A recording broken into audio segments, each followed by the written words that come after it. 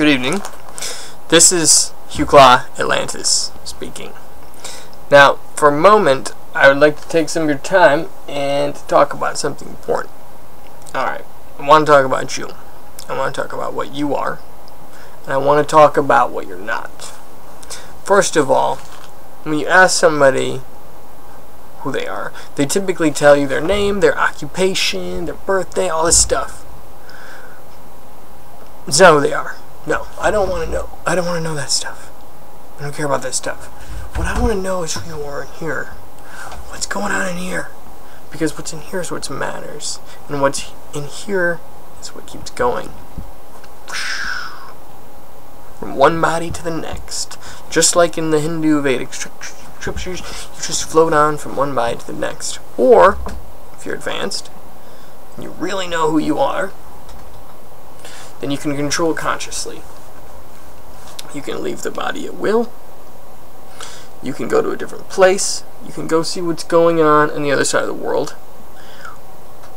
Or you could take a trip to the other astral realms, where there's infinite numbers of astral beings, souls, spirits, all these things.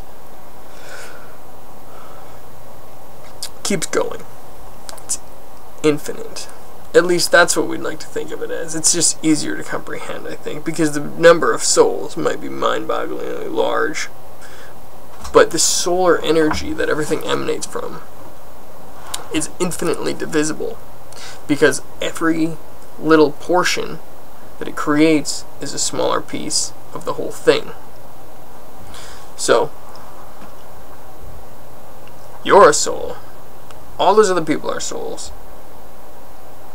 Some of them, it's hard to tell because their body is decrepit and they aren't aware. They don't have the knowledge up here that says, I'm a soul. Experiencing what it's like in physical world, having a body. Not that many people realize that. So it's important to get the word out. It's important for people to help other people in their journey, because everybody's struggling. And our duty here is really to help lift other people up. It really is. It's to help lift people up a little bit, so they can kind of see in wavelengths that they're not accustomed to seeing. You know, because when people look at things, actually, when you talk with somebody about something and you explain something to them, they have an idea of what it is in their head, but not everybody understands things when you're explaining it to them. So seeing is kind of like in here. You know, seeing is kind of how you're comprehending it. So if that's what you want to call your third eye, that's what we'll do.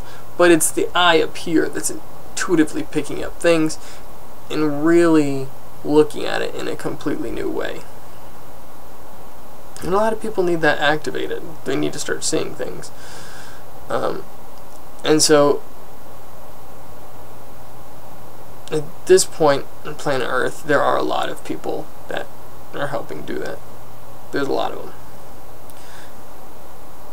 And it's a really great thing. And the most amazing thing about it is that when you help somebody awaken and see things in a new way, they start helping other people awaken. Do you see what I'm saying? So it's like a cascading effect. One person awakens somebody else.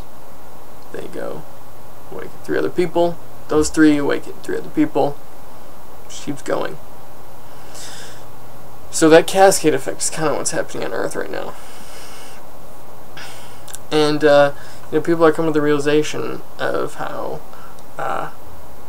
we're all really connected, not just because we do have similar bodies. I mean, everybody's body is completely different, really, but we're similar in the fact that we all have 2 eyes, 5 fingers, those kind of things. We have a lot of similar features, but clearly there's a lot of differences between us. Now, ultimately, it doesn't matter what my body looks like. It's my soul that's in the body, like a hand in a glove, that's what I am. I'm the hand that's behind the glove, essentially. So, yeah.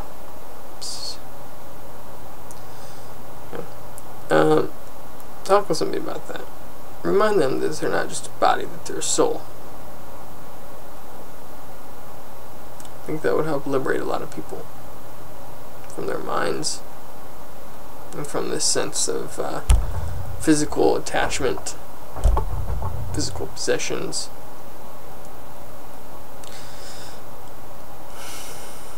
Which a lot of people mistake for themselves, and then when they're gone, they feel like a part of them is missing. And then they seek something else out to as refuge to fill them back up.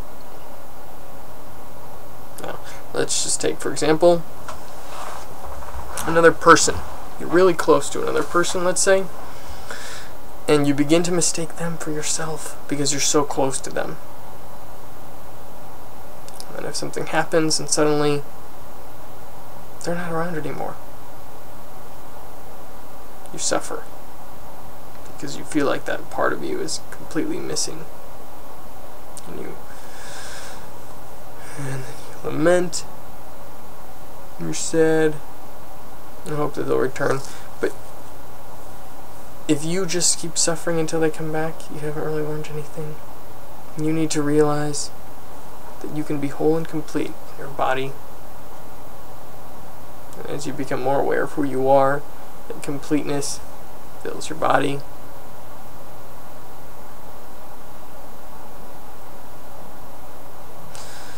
Here's an exercise for you. Imagine your body as the glove that I was talking about. Let's imagine it's just without the hand at first. It's flimsy, has no real integrity. You can lift it up and it just goes bombs down. Now, imagine, just slip your hand in there. Okay? It's alive now. It's animated. What was just a glove is now a hand in a glove. Now imagine it. Imagine this as an exercise. Imagine your soul really pushing it to its limits. Stretching it out a little bit. Stretching the body out. Making it fully capacitated by your soul and spirit. Okay? Because that's who you are. So, become more of yourself in your body. Is what this comes down to. If you do this, if you imagine that your soul is really giving rise to the structure of your body, and how it moves, and how it stays in shape and active, because you have this soul. And then the soul leaves the body. Upon physical death, anyways, it's clear that there is no soul. It's merely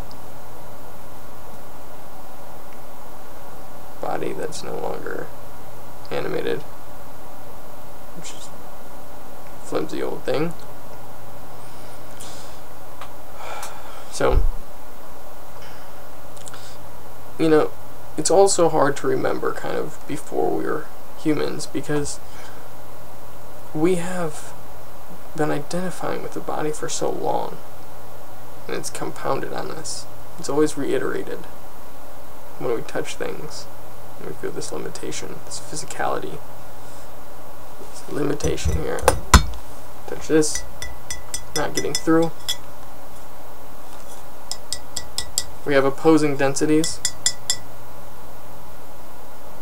So, I've been brought up with this idea that I'm physical,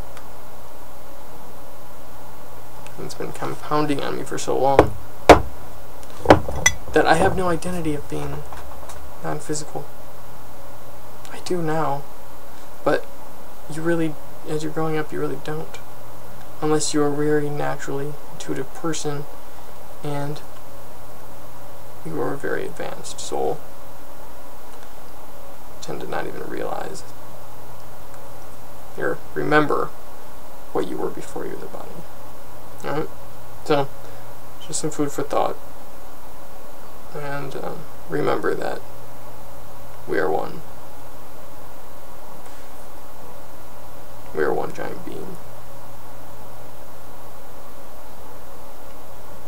And everyone has their own soul, spirit that emanates from the same source.